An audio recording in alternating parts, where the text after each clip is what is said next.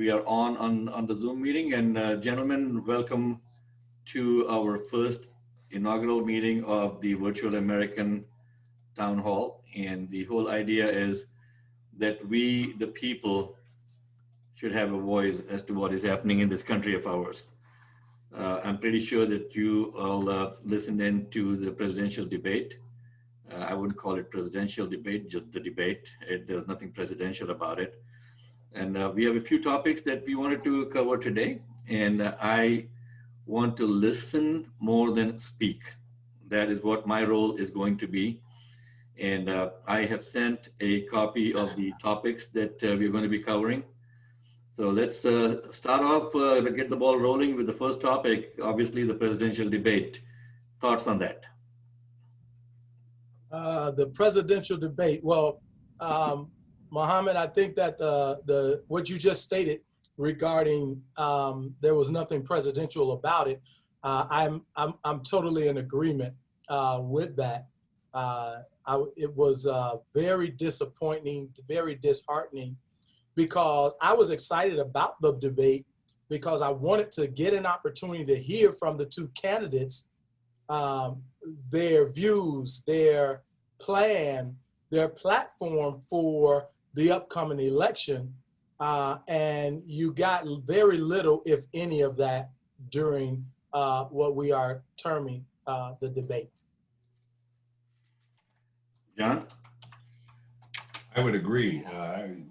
I think some of the polls from people afterwards, the big word that came up was discouraging. It was discouraging. It was full of vitriol. And I got to admit, I listened for 1/2 hour and I turned it off. My blood pressure was going up and I did not hear any substantial, information. Our president tended to monopolize and want to speak full time here, and it wasn't a 50-50 exchange at all. And so I'm in favor of muting microphones for the candidates every 2 minutes, and let's make it fair. Yes, absolutely. I think that I shared that with my wife as we were watching it. I said, they need to just mute his microphone. Yeah. Because he can talk over there in the corner all he wants if his microphone is muted. And so I saw that as the easy way to create a better environment that was more welcoming to all of America that was watching this debacle. Agree. I'd like to welcome Marcy Ward. Marcy has joined us just now. And Marcy and Mohammed Fahim, I've got Pastor Blackfull and John Petrick and Mr. Wasim Iftikhar on this inaugural version of our Virtual American Town Hall. And if you want to, please go ahead and unmute yourself. And if you want to come on video, that would be great. And Marcy Ward. There is Marcy. Yeah, hey, Marcy, how are you? That's my cousin. Okay, great. Okay. So, Marcy, we were talking about a few topics today. We're going to be covering about 5 or 6, depending on how much time we have. I don't want to stretch it out too long. But we started off with the unpresidential debate yesterday. Yes. What do you think? I mean, do you think somebody would have done a better job? I mean, Chris Wallace should be taken to the cleaners on this. I mean, let's give it up for Chris. Fox News, unable to mute the president. Yeah, I watched some of it. I wasn't able to watch all of it, but I thought it was just a disaster, and not easy to watch. They didn't know how to control themselves, and, I just couldn't watch it all the way through. Same here. It was disappointing. Mr. Wasim Iftikhar is there. He is the founder of an organization called as Niyama in Lake County. And Wasim, you want to just go ahead and quickly introduce what Niyama is and what do you think about what happened yesterday? Basically, Northern Illinois American Muslim Alliance, a short form NIAMA, was formed in 2018 with an idea to encourage participation by Muslims in the political and civic process. The idea is that instead of drawing room talk and dinner table talk, we should come out, participate, not only as voters, but also as active participants by standing for offices. And God willing, we have been very successful, in my opinion. Again, it may be biased opinion. We have been very successful in stimulating the community. We had 7 candidates for local offices last time, 3 of whom are in offices. 4 of them lost by small minority, and then we have become quite active since that time. Wonderful. But again, I don't want to take too much of your time, but in about your question, I think we cannot put the 2 people on equal terms. Generally, it was bad. It was bad because of Trump. It was not bad because of the moderator or the debater. It was one person destroying it, and that happened to be Trump, because he kept continuously challenging the moderator as well as Biden. So I put the onus on not the debate, but Trump. There's one difference that people are saying the debate was bad. The debate was bad because of Trump. Right. And Trump was bad, not the debate was bad. So generalizing the debate and putting debate as a problem or the format as a problem is missing the boat. It is a person, not the format. The format was clearly defined in the beginning. So I don't want to put Biden and Trump on the same level.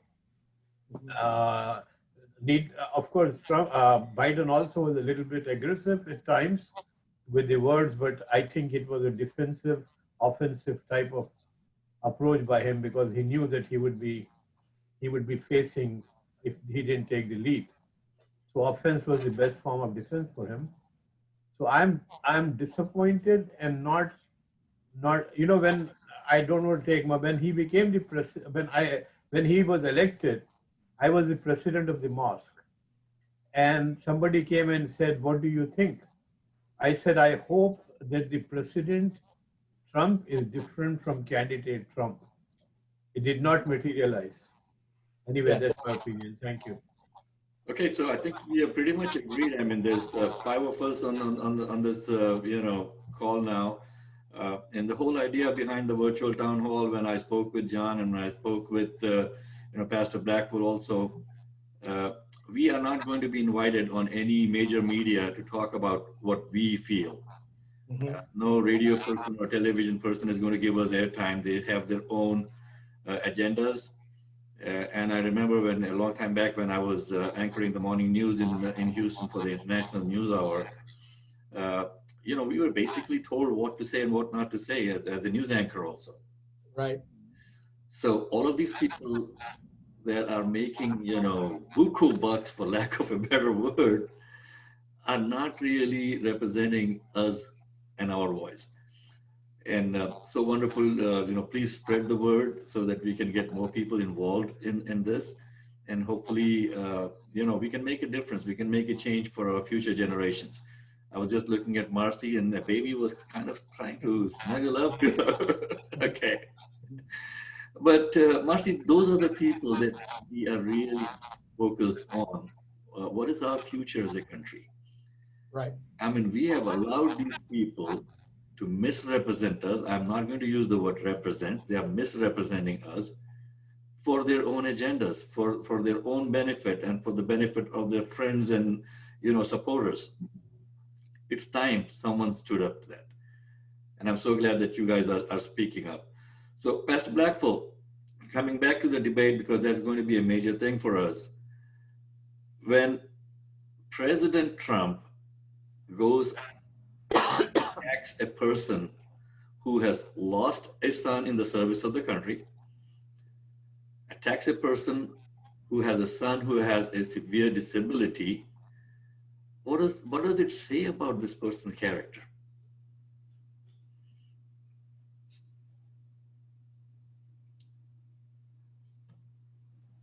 Okay.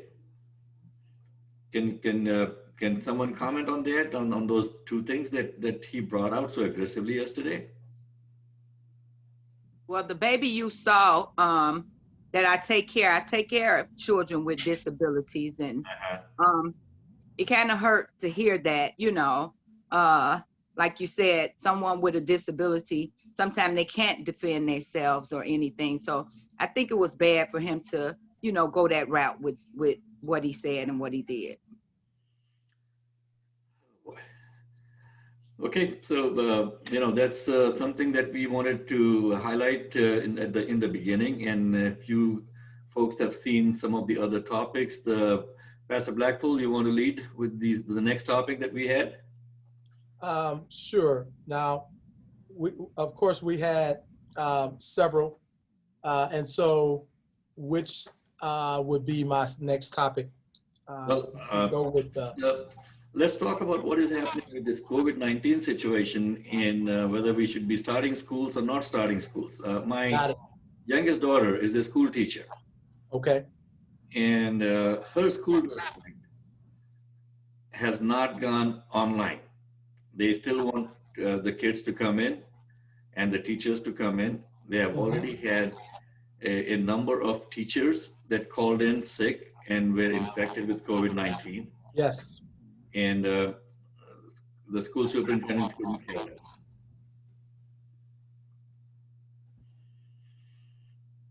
Well, I think that as we take a look at, you know, schools reopening, I think that as we heard Vice President Biden say in the debate and continually, you know, we must deal with the virus before we can talk about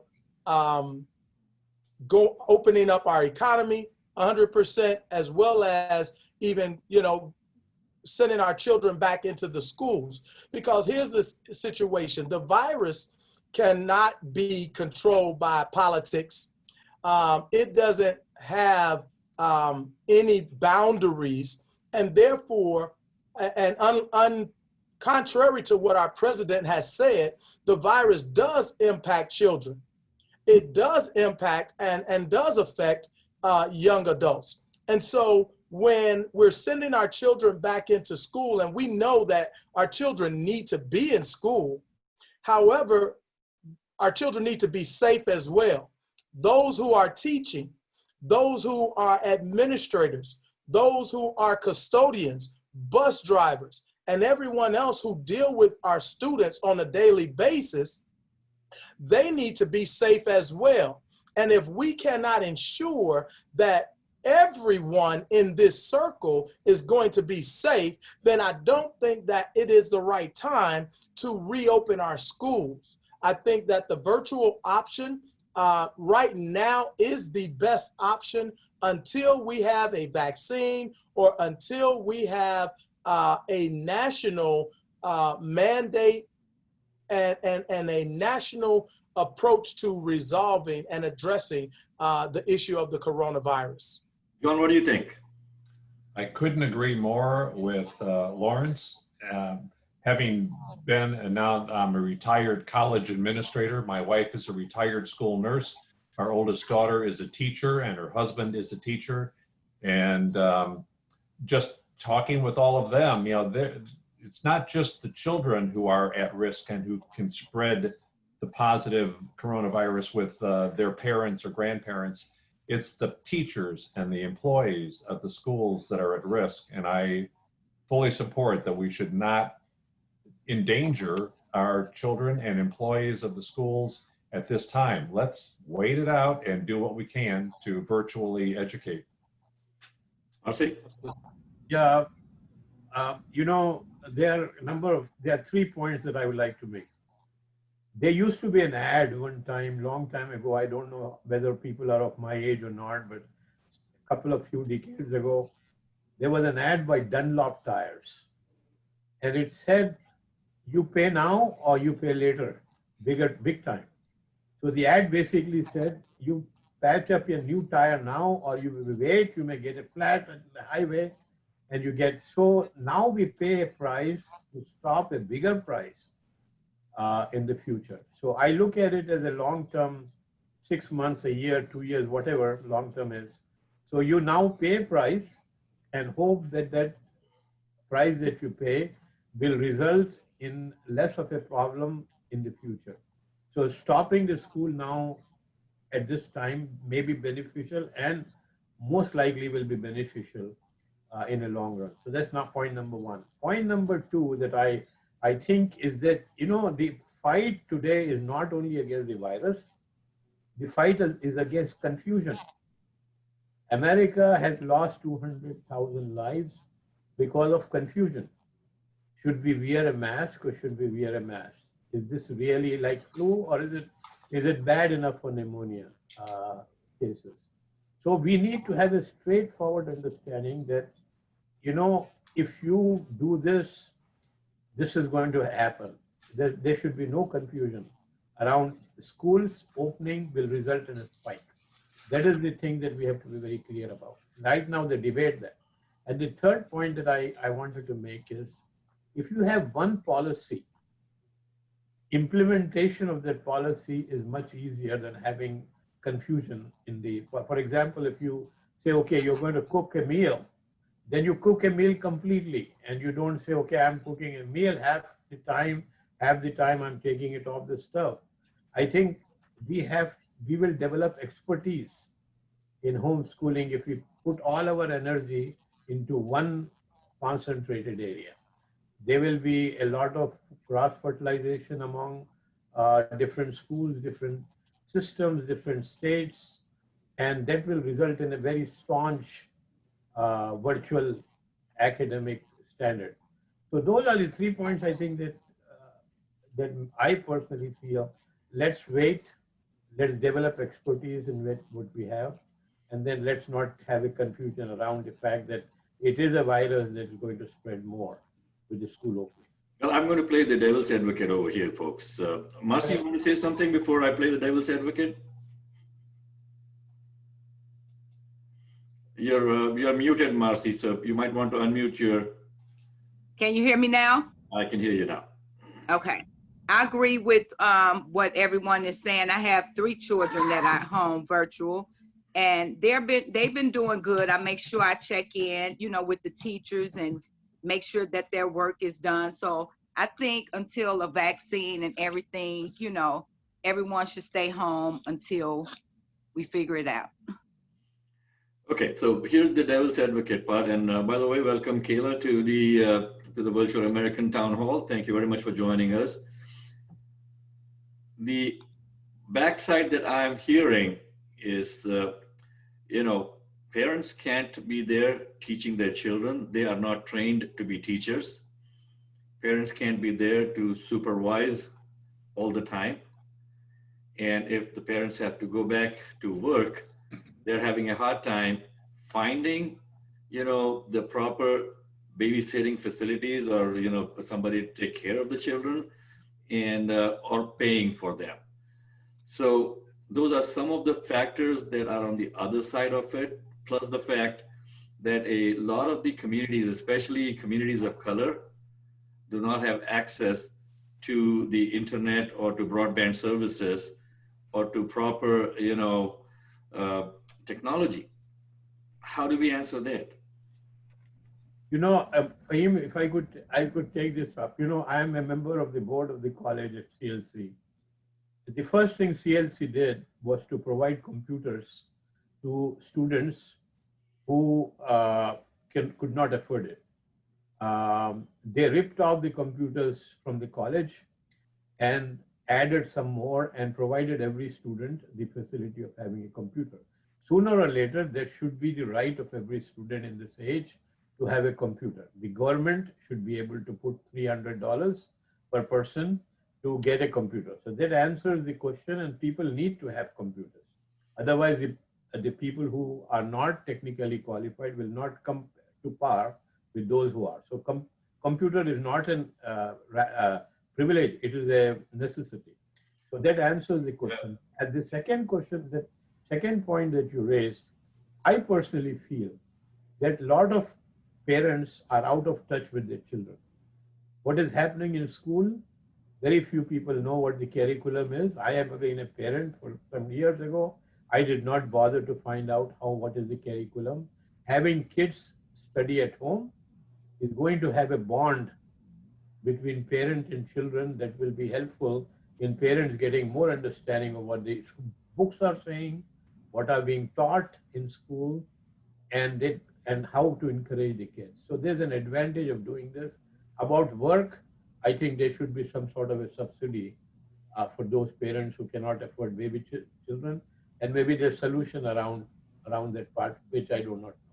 So I'm sorry, I'm doing a lot of talking, but this is quite near to my heart.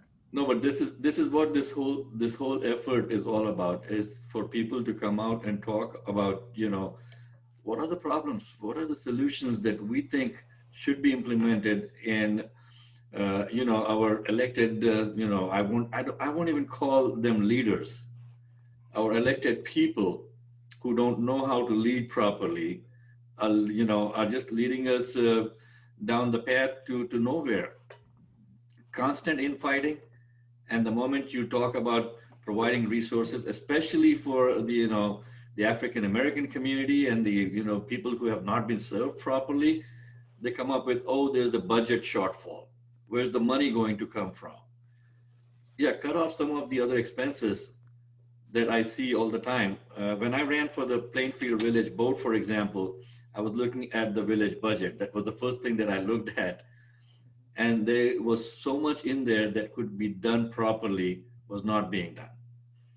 Okay, so let's put our thoughts together on this and see if we can, I'm definitely going to be posting this video on social media. So hopefully some of the people that should be paying attention would pay notice, to what we, the people, are thinking about these things. Now let's come back a little bit back to, the role of money in politics. What do you guys think about it? I mean, I'm getting this massive, mailers every week. Yeah. For a state representative position in the 97th district. Okay, the incumbent has been there for 2 terms or whatever for over 4 years now, 5 years going on. And he's being challenged by a young Democrat who actually, I ran against him for the Plainfield Village Board, Harry Benton. Great guy, Harry won, I lost, but Harry is a wonderful person. Question that comes to mind is, he's an iron worker, union person, and where is the money coming from to have all these mailers and television ads, and why? Well, I think that that's a great topic to really touch on. And one of the challenges that I have right now with the amount of money that's pumped into elections, the amount of money that is raised for folk to run for public office, it leaves one to question, first and foremost, for the office of president, you're spending upwards of $1 billion to run for an office that's going to pay you $200,000 a year. For folk who are running on state and local positions, you're talking positions that may pay, some are unpaid positions, some are anywhere from $30,000 to $50,000, $60,000, $70,000 a year, even if it's $150,000 a year, but you spend millions of dollars to run for that seat.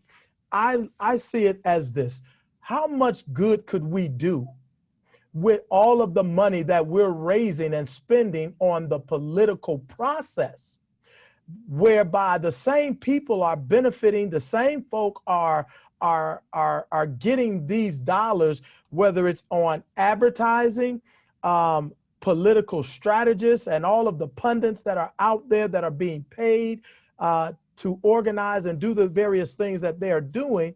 How much good could we do with these hundreds of millions of dollars and billions of dollars that are being spent on the political process, only to put people in office that get there and don't do what we, the people, need them to do? let's put those resources where they belong. And if we can raise money to run for office, then I believe that we can raise money to make sure that every child has a computer, that every home has internet service, that every working parent has the ability to pay for childcare. I believe that if we can spend this much money on running for public office, then we can raise the money to end homelessness and to rebuild our distressed and underserved communities. That's such a wonderful thought. I mean, that's exactly where I wanted to go with this topic. You know, it is obscene the amount of money that is spent in promoting people for a position that is basically paying peanuts, right? Right. So who is benefiting? I mean, why are these political parties so badly wanting to grab that seat or retain that seat? And by the way, the advertising that is coming in, they're not talking about what they are going to be doing and what they did. It's all about how bad the other person is, what the person's position is on this. People are researching, oh, he's against women.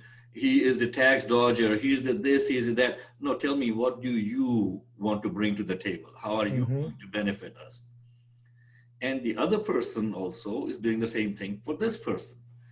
Okay, this person is being financed by by this or by that. Yeah, buddy, but what have you done? You've been in office for over 2 terms now. What have you done for the district? Right. Not a peep.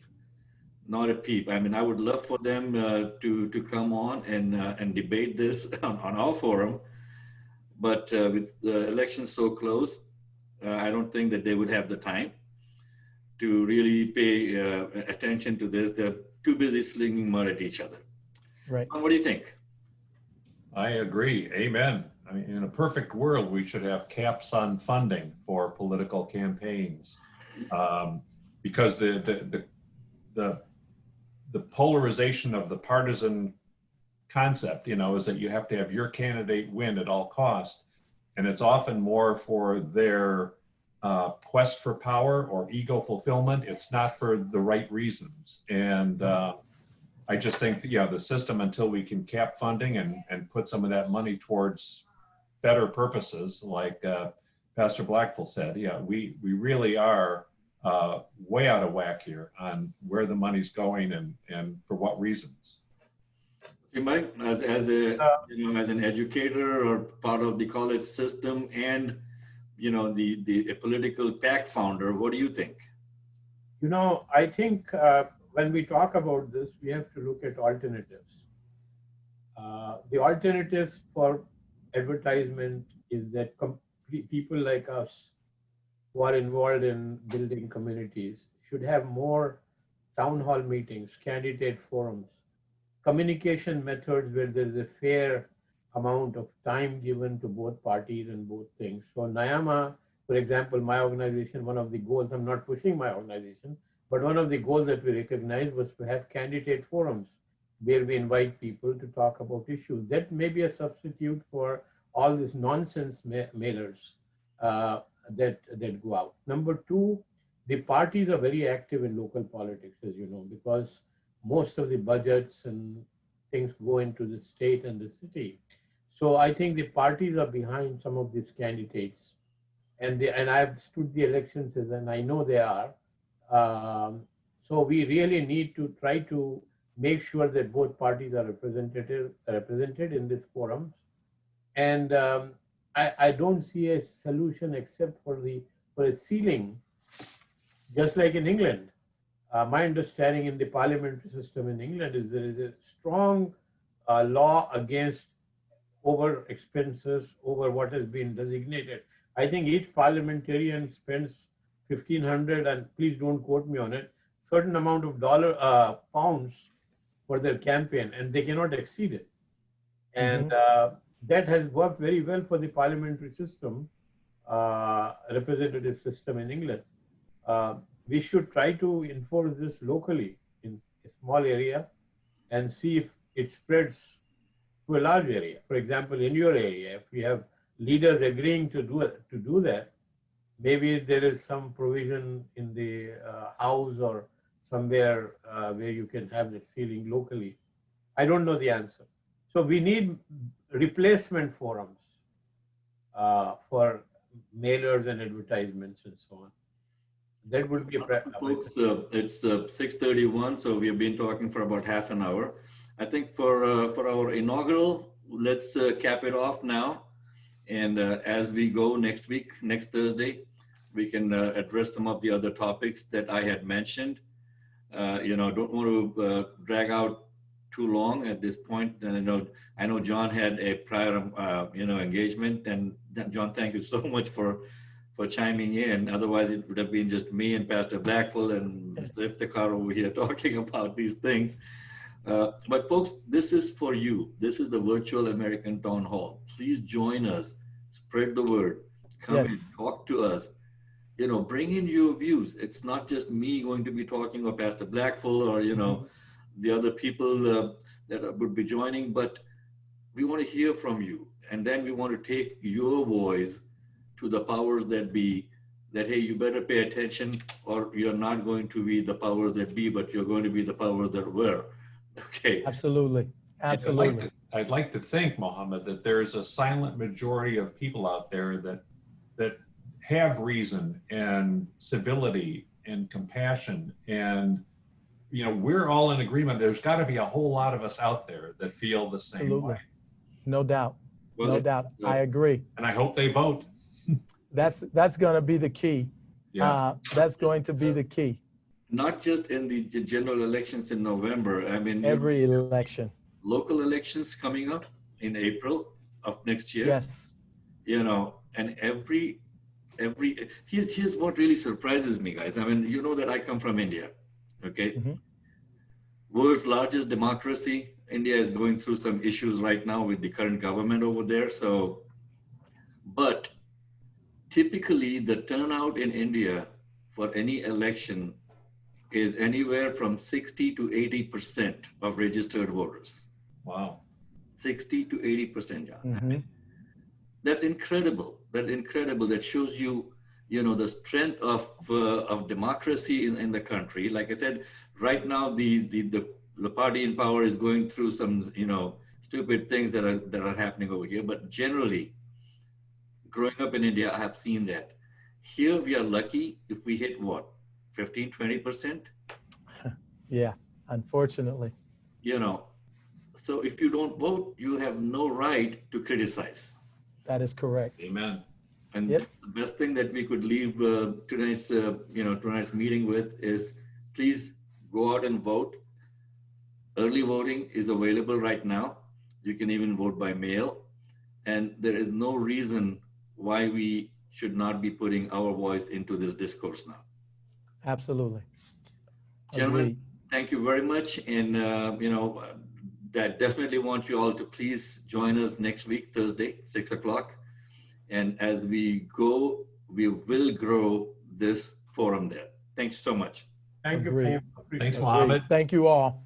Thanks for Thank you. inviting me. Nice talking with you, rest of you all. Likewise, look forward to next week. Good night. Bye-bye. And Good night, everyone. like John Biden said, Joe Biden said yesterday, he said, Inshallah. A lot of people were thrown away by that. Inshallah means God willing. When did he That's say it. that? He said that yesterday during the debate. I'll send you the click on that. Okay, good night. Good night, everyone. Language is God's language.